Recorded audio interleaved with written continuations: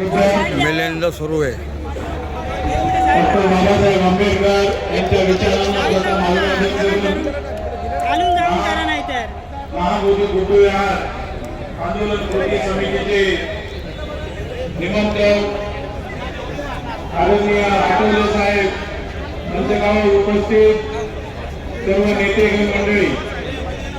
खरं तर महाबोधी बुद्धविहारासाठी अनेक वर्षापासूनचा लढा